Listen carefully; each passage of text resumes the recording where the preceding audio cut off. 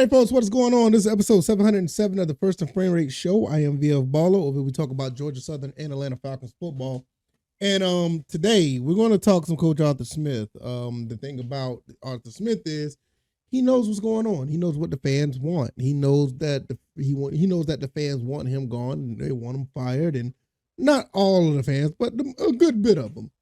And he's going to weather the storm, and he's going to try to make things right. I'm pretty sure that he's going to try to fix the problems with this team.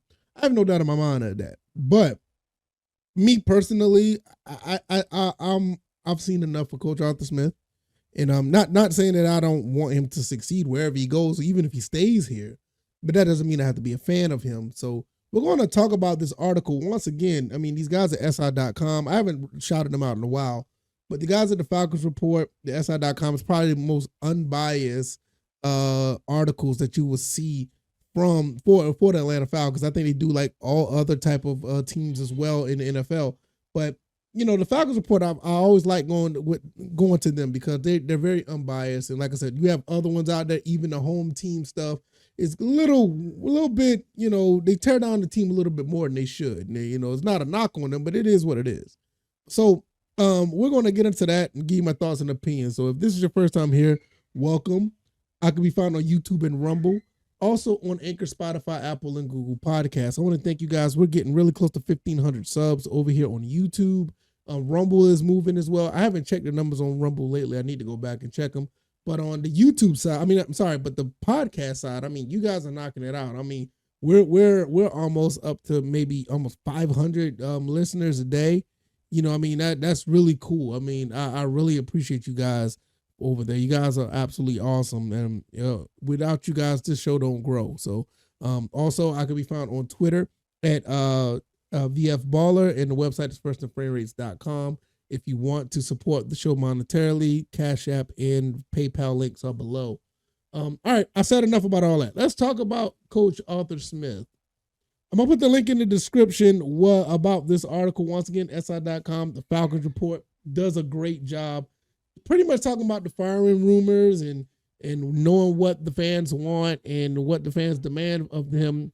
He was really ecstatic about how the fans were showing out earlier this season, coming to the games, and it's kind of dwindling a little bit. And after a 3-game, losing streak, that doesn't really help matters. Fortunately, they have a whole bye to get things together before the Saints come into town, and we play them on November 26th, which is that's going to be a really good game.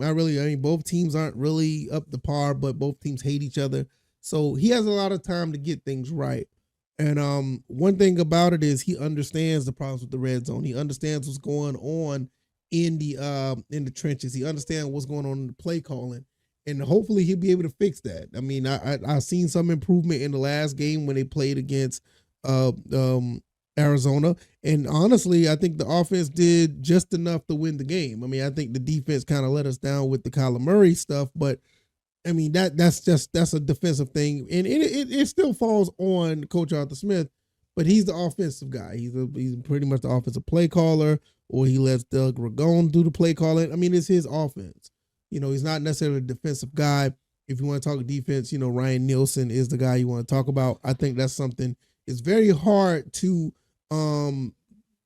combat, or a hard thing to defend a running quarterback. We saw that with Josh Dobbs as well.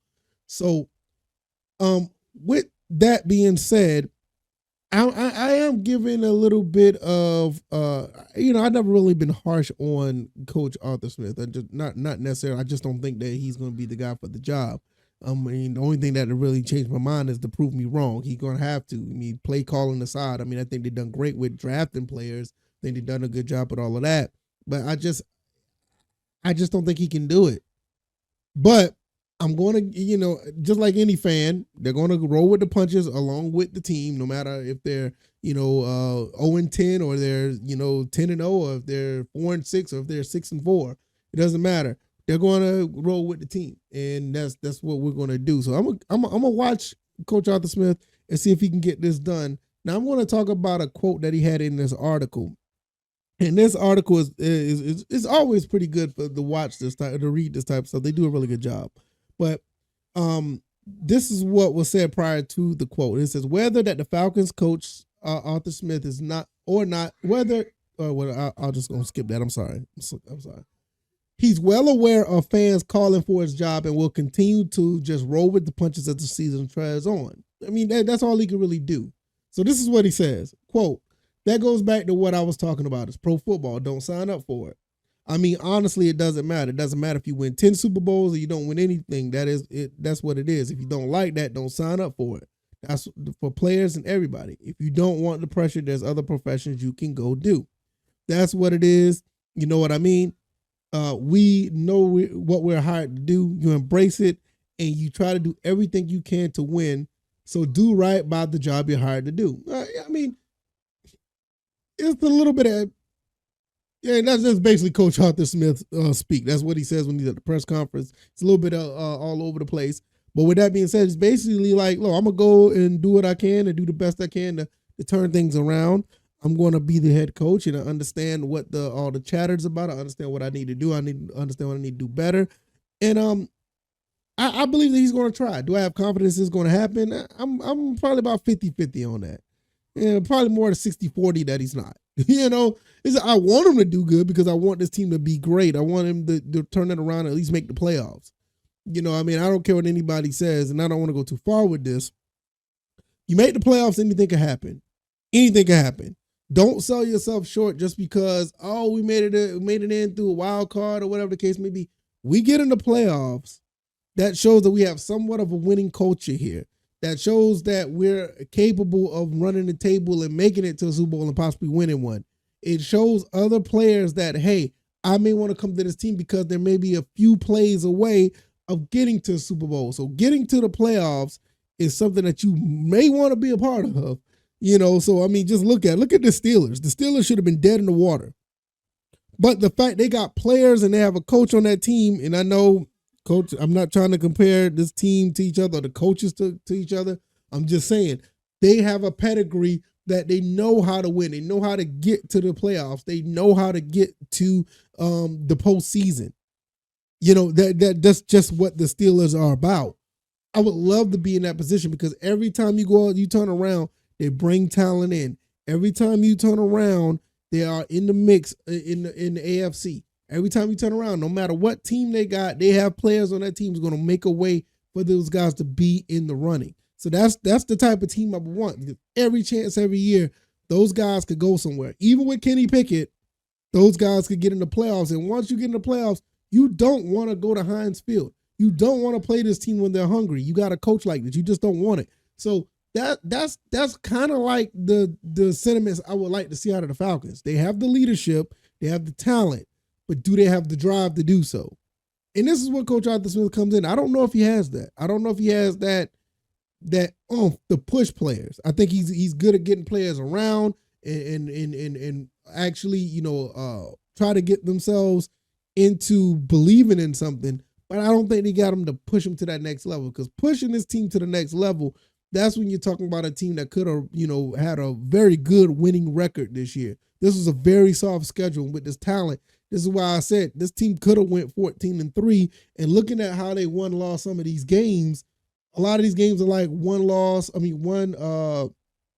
what is it called? I lost track of thought. They're one score games. You know what I mean? So it's really a situation where these guys, a few plays here, a few plays there, they could have done some things. I mean, outside of the Jacksonville Jaguars game and the Detroit Lions game, all of these games are one score games. And really, we know what the problem was with Detroit and Jacksonville. I mean, you kind of know what happened in those games, but all the other games you're looking at, even with the Washington Commanders, that still was a one-score game with all those problems. So at the end of the day, I could see this team really, to be honest, they could have been 8-2, because those 4 losses, the last 4 out of 5 been heartbreakers. The other 2, 20-6, 23-17, Detroit, Jacksonville, okay, I get it.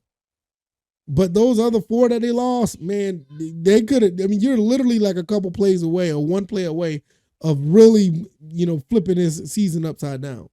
So that's one of the reasons why I believe that he can do it.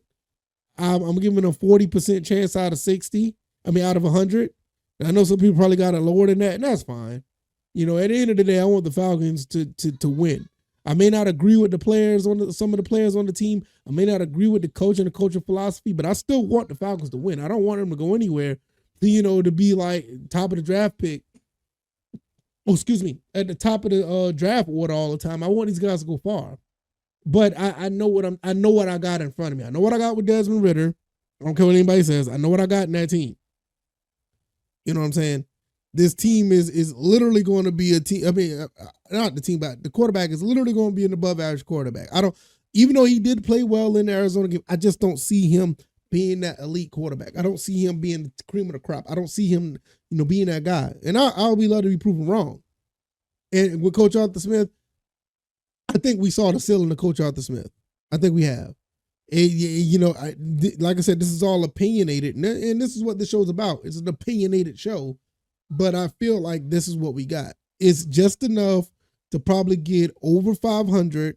And when we get in the playoffs, all bets are off. I don't see this team being a 12-win team. I don't see this coach consistently or bringing us to a 12-win season. I don't see him bringing, I said, a 13, 14-win season. Even with the talent, I think his play calling is flawed. But I think he's enough to give us 9, maybe 10 wins and get us to the playoffs and make things and see what happens from there.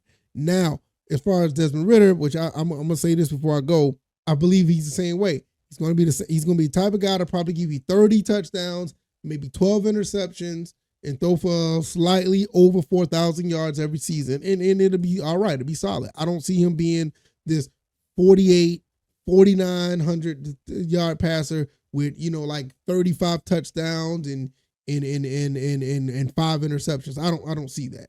I see a 30. 30 is the max, and maybe 12, 15 interceptions a year. That's what I see out of him. That's above average. That's okay. That's good enough to get you by. But that's what I see out of these two guys. And I know that doesn't, reflect the entire team, but those are pretty much the two important, positions that most teams talk about. And without those two things, man, you really don't got anything. I think the next thing you really could talk about the trenches. And I know people probably said that the trenches is probably just as important, but trying to, evaluate 5 guys on the offensive line is very hard to do to see if an offensive line will be elite. You're just going to have to draft well and pick your spots. Because getting 5 guys like we did back in 2016, that was pretty tough to do.